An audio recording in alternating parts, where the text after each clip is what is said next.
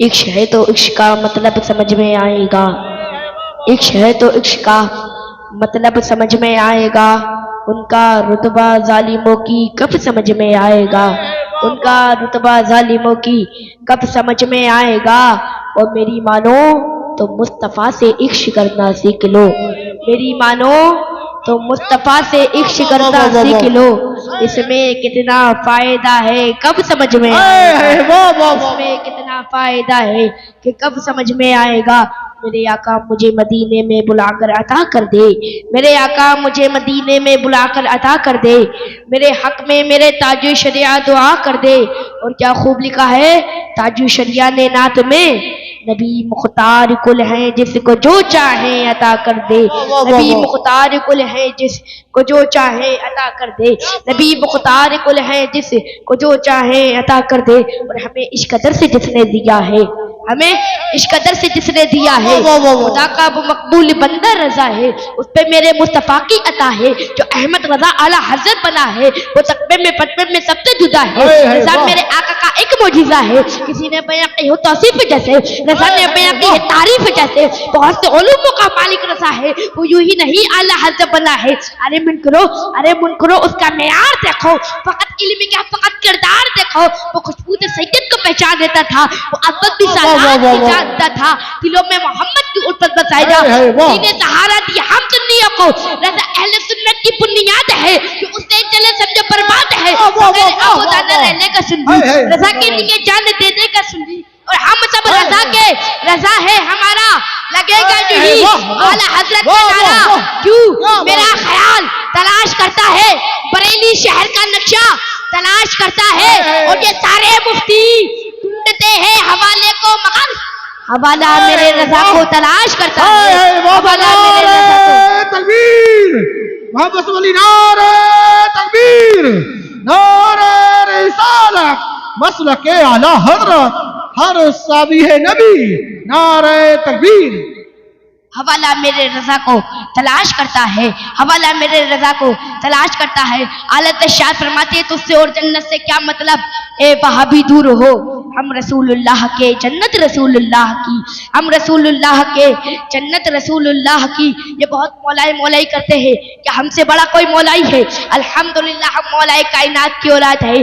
हम उन पीरों को, उन सैयदों को नहीं मानते हैं जो इमली और अरबी दौलत पर बिककर अहले बैत और अमीर माफिया की शान में गुस्ताखी करे। अरे हम तो वो सैयद है जो अपनी खानकाह से ये पैगाम पहुंचाते हैं, अहले सुन्नत का है बेड़ा पार, असहाबे रसूल नज्म है और ना हुए तरत रसूलुल्लाह। क्या बात, वाह वाह वाह। अहले सुन्नत का है बेड़ा पार, असहाबे रसूल नज्म है और ना हुए तरत रसूलुल्लाह की।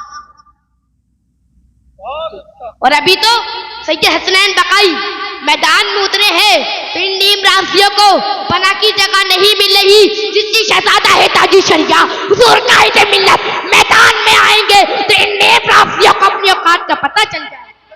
तभी हसनैन बकाई खूब फरमाते हैं मसलक आला हजरत किताबों से समझोगे तो किताबों से समझाएंगे और जूतों से समझोगे तो जूतों से। नारे तकबीर नारे रिसालत मसलक आला हजरत फैजाने आला हजरत फैजाने हुजूर मुफ्ती आजम हिंद नारे हैदरी। और ये शमाइल हिजरा अगर ये एक बाप से पैदा है तो आए मैदान में मुकाबला कर ले अपने, आए मैदान में तो मुकाबला करे। हम वो सैयद नहीं है जो अहले बैत और अमीर माफिया की शान में गुस्ताखी करे। मैं कहता हूं उससे कि वो आए मैदान में और हमसे आकर मुकाबला करे। अपने नाजायज लौंडों को, शैतान को ना भेजे। वे शमाइल आ मैदान में, यहाँ पर अली की औलाद तशरीफ है। आ तो मैदान में। और मेरी उम्र पे मत जाना और करबला का वाकया याद करो। वो 6 माह का नन्ना असगर हजरत अली का पोता 1000 लश्कर की नींदें उड़ा दी थी उनने, तो मैं तो 11 साल का हूँ। तुम जैसों को तो मैं या अली मदद कहकर चुटकियों में रख दूंगा। और अभी